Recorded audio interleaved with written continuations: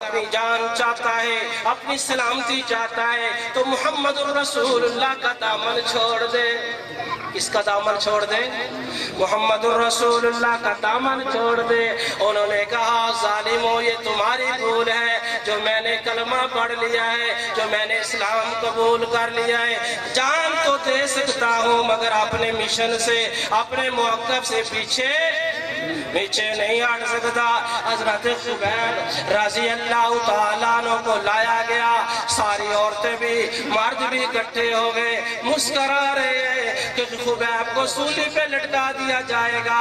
حضرت خبیب کو لایا گیا، پوچھا تمہاری آخری خواہش کیا ہے؟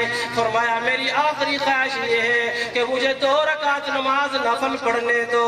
انہوں نے کہا نماز پڑھو۔ بڑی تسلی کے ساتھ حضرت خبیب نے 2 رکعت نماز نفل کی نیت باندھی۔ پڑھنے کے بعد انہوں نے اس لیے جلدی نماز کو مکمل کیا دشمن یہ نہ کہے موت کے ڈر کی وجہ سے نماز کو لمبی کر دیا ہے، اور تخت تار پہ لایا گیا۔ حضرت خبیب پہ تانا زنی کی جا رہی، ہنسی مذاق کیا جا رہا ہے۔ حضرت خبیب کہتے ہیں جب انہوں نے بد دعا کی، جن لوگوں نے آپ کو ستایا تھا، جن لوگوں نے آپ پر ظلم کیا تھا، 1 سال کے اندر وہ سارے لوگ مر گئے۔ حضرت خبیب رضی اللہ تعالیٰ عنہ سولی پہ چڑھ جاتے ہیں، کھڑے ہو جاتے ہیں۔ ہاں حضرت خبیب رضی اللہ تعالیٰ عنہ کو ایک بندہ کہنے لگا اس طرح کرتے ہیں تیری جگہ پہ تجھے کتنی اذیت دی جا رہی ہے، اور تیری جان چلی جائے گی، کیوں نہ جس کی وجہ سے تجھ پر ظلم کیا گیا ہے، تجھے قتل کیا جا رہا ہے، ان کو تیری جگہ پہ کھڑا کر دیا جائے۔ خبیب تڑپ جاتے ہیں، خبیب رونے لگے، آنسو نکل پڑے۔ فرمایا ظالموں جس ذات کو تم سولی پہ لٹکانا چاہتے ہو، جس ذات پر تم یہ ظلم بہانا چاہتے ہو، ظالموں میں تو یہ بھی برداشت نہیں کرتا کہ میرے محمد الرسول اللہ کے راستے میں کوئی کانٹا بھی جھک جائے۔ حضرت خبیب رضی اللہ تعالیٰ عنہ میں بات بڑی اہم کرنے والا ہوں، سمجھنے والے سمجھ جائیں گے۔ ہاں میرے محترم دوستو، دلوں والے اس کو اپنے پلے باندھ لیں گے۔ مدنی ویلفیئر کیا چاہتی ہے، آپ سے کیا مطالبہ کرتی ہے، مدنی ویلفیئر کا کیا موقف ہے، کیا مشن ہے۔ ہمارے سرپرست خواجہ محمد رمضان صاحب کے لیے بھی دعا کریں، اللہ رب العالمین ان کی محنت کو قبول فرمائے، ان کے مشن کو قبول فرمائے، ان کے عزم کو قبول فرمائے۔ حضرت خبیب رضی اللہ تعالیٰ عنہ سولی پہ چڑھ گئے ہیں، کوئی علاقے والا نہیں، کوئی غمخوار نہیں، کوئی ہمدرد نہیں، کوئی محبت کرنے والا نہیں، کوئی تسلی دینے والا نہیں۔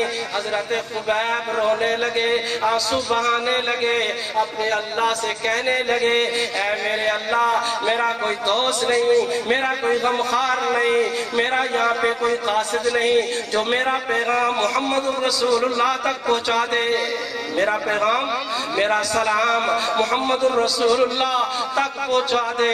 حضرت خبیب اپنے اللہ سے لو لگا کے کہتے ہیں اللہ اس دھرتی پر اس جگہ پر تیرے علاوہ کوئی اور نہیں ہے جو میرا سلام محمد الرسول اللہ تک پہنچا دے، میرا سلام محمد الرسول اللہ تک پہنچا دے۔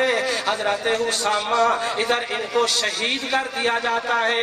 حضرت اسامہ کہتے ہیں، حضرت اسامہ کہنے لگے اللہ کے پاک پیغمبر میرے باپ میں ان کے پاس بیٹھا تھا، اللہ کے پاک پیغمبر کہہ رہے وعلیکم السلام ورحمت اللہ وبرکاتہ، وعلیکم السلام ورحمت اللہ وبرکاتہ۔ اللہ کے پاک پیغمبر سے اسامہ پوچھتے ہیں یا رسول اللہ صلی اللہ علیہ وسلم یہ بتلائیے بندہ تو کوئی آیا نہیں، کسی کو دیکھا نہیں، آپ نے وعلیکم السلام کیوں کہا؟ اللہ کے پاک پیغمبر نے فرمایا میرے پاس ابھی میرے پاس فرشتہ آیا تھا جو خبیب کا سلام لے کر کے آیا تھا، جو خبیب نے سلام دیا تھا اللہ نے مجھ تک وہ پہنچا دیا ہے۔ مدنی ویلفیئر والے وہی سلام ہم بھی اپنی حاضری بارگاہ رسالت میں لگوانا چاہتے ہیں۔ کل قیامت والا دن ہوگا، کوئی پرسان حال نہیں ہوگا، کوئی پوچھنے والا نہیں ہوگا۔ آقا جب ہم سے پوچھیں گے اے میرے امتیوں کیا لا کر کے آئے ہو، تو ہم اللہ کے دربار میں یہ بات پیش کر دیں گے، اللہ کے محبوب کے سامنے یہ بات عرض کر دیں گے، یا رسول اللہ صلی اللہ علیہ وسلم ہم نے آپ کے فرمان پر عمل کیا، ہماری حاضری کو قبول فرما۔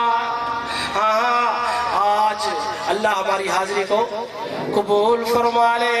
اللہ رب العالمین سے دعا ہے اس بابرکت محفل کو اپنی بارگاہ میں قبول فرما لے، اور میں یہ اپنے مسلمان بھائیوں کو جو ہمارے علاقہ کے ہیں، دور سے آئے ہیں، اپنے علاقے میں جا کر کے خود مدنی ویلفیئر کی یونٹ بناؤ، وہاں جا کر کے بھی جو یتیم بے سہارا مسکین بچے بچیاں ہیں ان کی پرورش کرو۔ اللہ رب العالمین عمل کرنے کی توفیق عطا فرمائے۔ آپ تمام حضرات کا ہم شکریہ ادا کرتے ہیں کہ آپ تمام حضرات ہماری اس دعوت پر یہاں پر تشریف لائے ہیں۔ تو اب آپ حضرات کے سامنے ہمارے معزز مہمان ناصر محمود چیمہ صاحب آپ کے سامنے خطاب کریں۔